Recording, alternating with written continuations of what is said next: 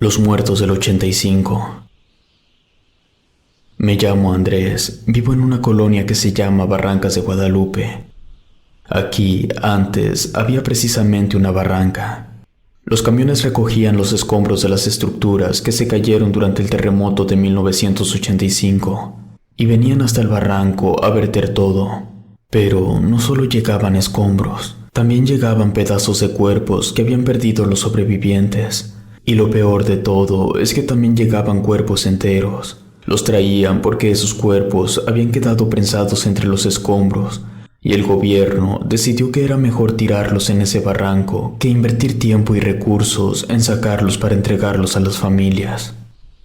La gente de las colonias cercanas, sobre todo las que están rumbo al cerro, venían a extraer los objetos de los cadáveres. Se llevaban anillos, relojes, cadenas y carteras. Las brujas y santeras venían a buscar pedazos, ya fueran dedos o manos. Se llevaban esos restos para hacer cosas oscuras. Años después, el barranco se tapó y se construyeron casas encima de los escombros. Como era de esperarse, las ánimas de todas las personas que fueron sepultadas no tardaron mucho en manifestarse dentro de las casas construidas encima de sus restos. Pero vayamos hasta el inicio. Yo nací en el 72 y cuando fue el terremoto yo estaba ahí por la Alameda Central. Tenía menos de 15 años. Vi todo. Los semáforos temblaban, los postes y árboles se partían. Vi 2 edificios caer frente a mis ojos. Esos edificios tenían gente adentro. Yo tuve la suerte de estar en la calle. El movimiento no duró ni 3 minutos, pero se sintió eterno. Cuando la ciudad volvió a estar quieta, todos los que estábamos bien empezamos a tratar de ayudar a las personas que habían quedado atrapadas dentro de los escombros. Era un caos. La situación empeoró porque al día siguiente hubo otro terremoto y terminó de tumbar lo que estaba dañado. Gente que estaba dentro de los edificios tratando de rescatar murieron aplastados luego del segundo terremoto. La policía y el ejército no ayudaron en nada. Cuando llegaban a los edificios que estaban en escombros, desplazaban a toda la gente que estábamos intentando ayudar, y ellos no hacían nada, solo se quedaban vigilando en lugar de sacar a la gente. El gobierno no tenía control de la situación, y cuando intervino solo fue para matar personas. Enviaron maquinaria a remover los escombros de los edificios. En esos edificios había gente con vida. Yo se los puedo asegurar porque estaba ahí, y las máquinas que mandó el gobierno mataron a esa gente, porque al momento de remover un edificio tenían que terminar de colapsarlo.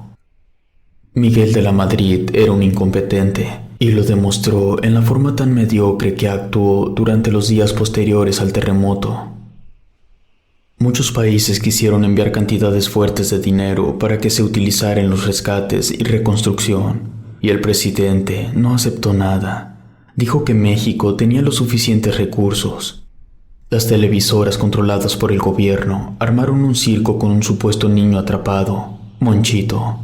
Todos se enfocaron en eso, mientras en otras zonas de la ciudad, las personas que habían quedado bajo los escombros estaban muriendo por las heridas que tenían.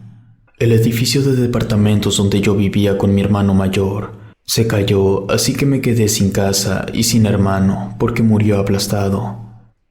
Afortunadamente, uno de mis tíos que vivía en Iztapalapa, cerca del cerro y cerca del barranco que les comenté al principio, me recibió en su casa. Todos los que vivíamos en esa colonia pudimos ver que los camiones llegaban a tirar todo ahí al barranco. No exagero cuando les digo que se podían ver piernas y brazos sobresalir de entre los escombros. Cualquier persona que haya vivido cerca del lugar puede confirmar lo que estoy diciendo.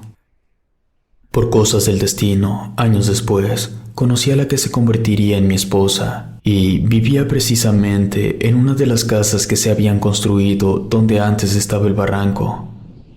Valentina y yo nos casamos. Sus padres nos dejaron la casa.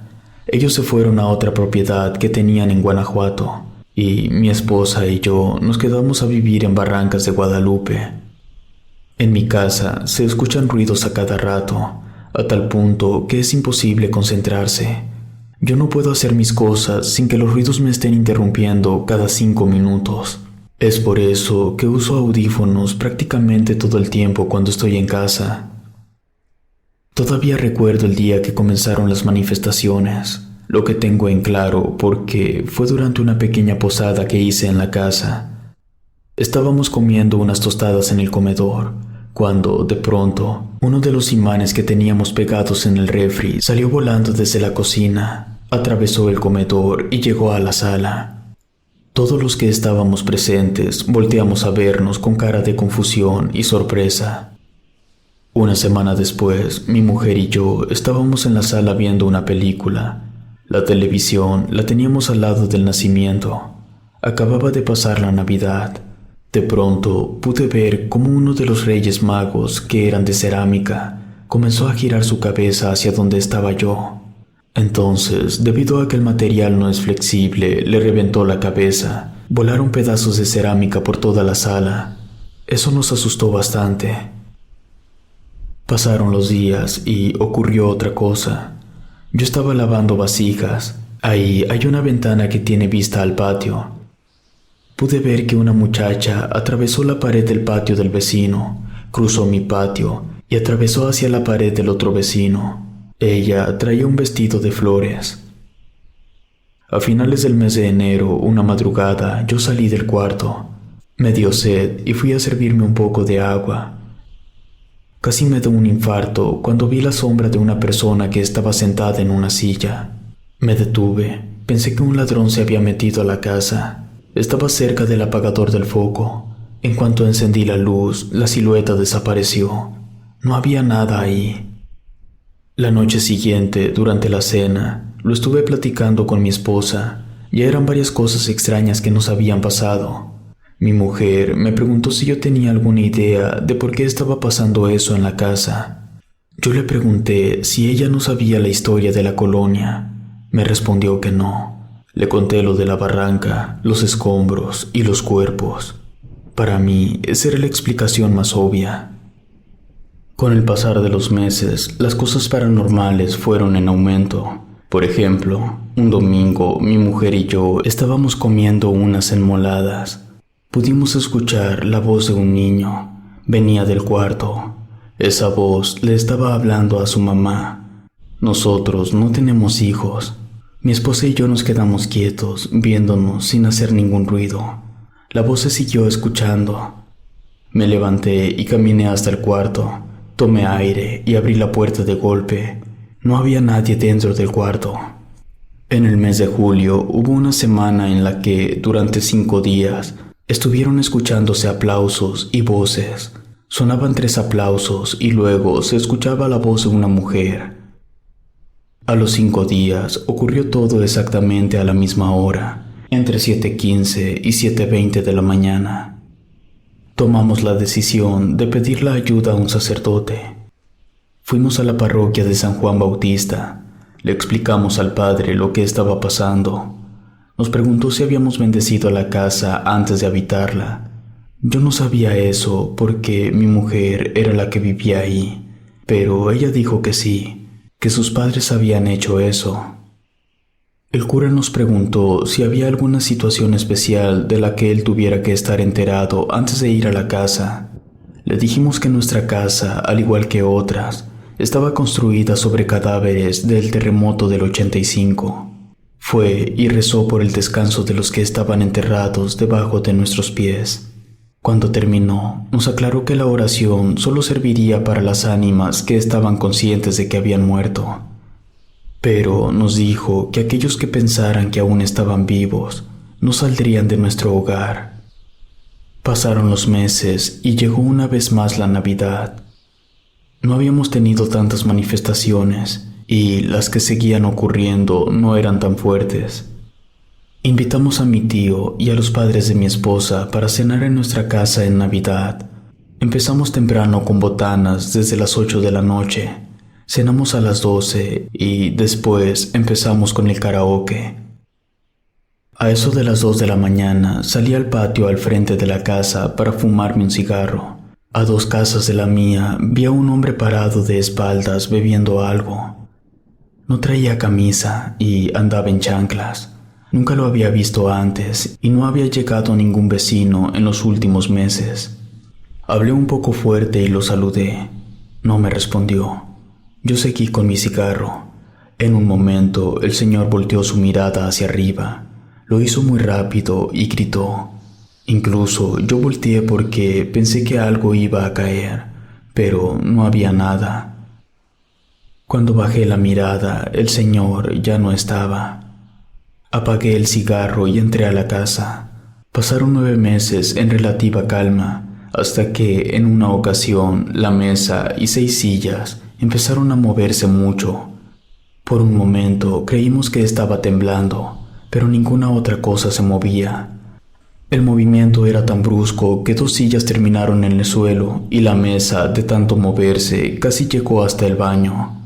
Lo bueno fue que no teníamos nada de vidrio encima de la mesa, porque si no, habría sido un quebradero. La situación era peligrosa, pero no había nada que pudiéramos hacer. La casa ya estaba bendecida y hasta habíamos llevado a un sacerdote a rezarle a los muertos. No se nos ocurría nada más. Esa misma semana volvió a ocurrir que del cuarto salían gritos de un niño. Ya sabíamos que era un fantasma, así que ignoramos los gritos y seguimos con nuestras cosas. Pero los gritos seguían y seguían. Así que fui hasta el cuarto, abrí la puerta y salió un niño gritando y corriendo. Atravesó los muebles y la pared. No alcanzamos a verle el rostro porque todo sucedió muy rápido, pero recuerdo bien que traía puesto una playera de los Pumas. Ella me respondió que había un niño sentado en la orilla de la cama. Yo me enderecé un poco y pude comprobar que en efecto ahí estaba un niño sentado. El niño estaba viendo hacia la pared, así que nos daba la espalda. Mi mujer quería llorar, estaba muy asustada. Me dijo que nos levantáramos y saliéramos corriendo. Yo le dije que no, que intentara calmarse y me dejara solucionar la situación. Lo que hice fue hablarle al niño. Le pregunté qué quería o en qué podía ayudarlo. En ese momento se esfumó, pero el niño siguió apareciéndose por mucho tiempo. Una vez nos pasó algo muy fuerte. Estábamos dormidos. Mi mujer me despierta, estaba completamente pálida, no podía respirar y se desmayó. Entré en pánico, me levanté rápido, la cargué y la subí al carro. Me fui a toda velocidad hasta el hospital más cercano. Mi mujer estuvo internada por 3 días. No quedó inconsciente, pero no hablaba.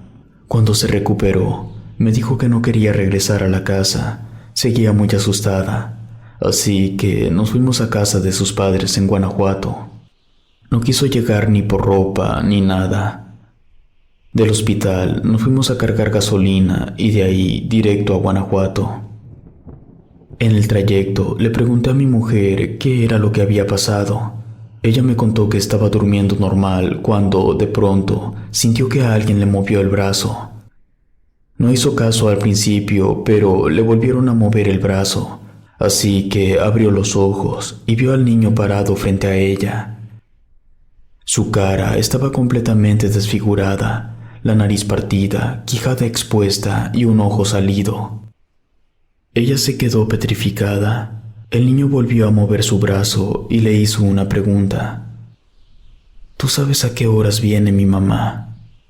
Finalmente llegamos a la casa de sus padres. Le contamos todo lo que nos había pasado y les preguntamos si podíamos quedarnos ahí con ellos una temporada. Aceptaron que nos quedáramos, pero a mi suegra se le hizo muy extraño todo lo que le contábamos de la casa. Y nos dijo que ellos nunca habían pasado por nada de eso. Entonces, el papá de mi esposa dijo que en realidad sí habían pasado cosas paranormales, pero él hizo todo lo posible para que ni ella ni mi esposa notaran nada. Nos contó a los 3 que desde la primera noche pudo ver a un fantasma. Solo se aparecían de noche.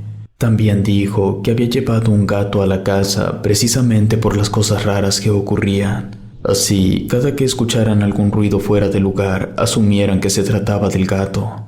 Pero mi suegro no sabía el motivo por el cual pasaban esas cosas. Nos quedamos en casa de mis suegros casi por 2 años. Llegó el año 2017 y ya saben lo que ocurrió el mismo mes y el mismo día. Hubo otro terremoto. Gracias a Dios no fue tan devastador. El miércoles 19 de septiembre del 2018, es decir, exactamente un año después del segundo gran terremoto y 33 años después del primer gran terremoto, dentro de mi casa se pudo escuchar cómo el suelo se partía por la mitad. No hubo ni el más mínimo movimiento, pero de todos modos se escuchó como si la tierra se fuera a abrir. Un año después, esa fecha cayó en jueves. Lo del 85 también había sido en jueves. Quizá eso tuvo algo que ver con lo que ocurrió en la casa. Las camas temblaron, el mueble de la televisión se cayó, el refrigerador se movió hasta desconectarse, la lavadora se rompió en la parte de abajo y se agrietó el piso del baño. Todo eso pasó mientras nosotros estábamos afuera de la casa, en la parte de enfrente. Mi mujer y yo habíamos salido a platicar con un vecino. La casa estaba en orden cuando salimos y no tardamos ni 3 minutos en volver a entrar. En ese corto lapso de tiempo ocurrieron todos los destrozos que les mencioné. Debido a que la situación ya era insostenible, nos pusimos en contacto con una persona que decía ser especialista en temas esotéricos y esas cosas. Para comprobar que no fuera un charlatán, lo llevamos a la casa sin decirle una palabra de lo que ahí ocurría. Esta persona llevó una campana. También llevó 2 cosas que parecían antenas. Caminó por toda la orilla de la propiedad 2 veces, dentro y fuera de la casa. La primera vez fue con la campana, la golpeaba y la frotaba. La segunda vez fue con las varillas. Él se movía según qué tanto giraran y hacia dónde lo hicieran. Todo se veía muy profesional. Cuando terminó de hacer lo suyo, dijo que la situación a la que estaba sometida la casa se debía a que nosotros estábamos invadiendo el espacio en el que estaban encerradas varias almas. Así que, en teoría, nosotros éramos los invasores, ya que los espíritus habían llegado al lugar primero que nosotros. Tenía razón en lo que decía. Le preguntamos qué podíamos hacer y nos dio una oración. Nos dijo que yo o mi esposa debíamos rezar esa oración 2 veces al día, no importa la hora. Desde que hacemos eso, nada ha vuelto a pasar en la casa, y no lo dejaremos de hacer nunca porque no queremos que vuelvan a pasar situaciones tan escalofriantes. Si te gustó esta historia, suscríbete activando la campanita para que no te pierdas lo mejor de Rede. Gracias por escucharnos. Relato escrito y adaptado por Ramiro Contreras.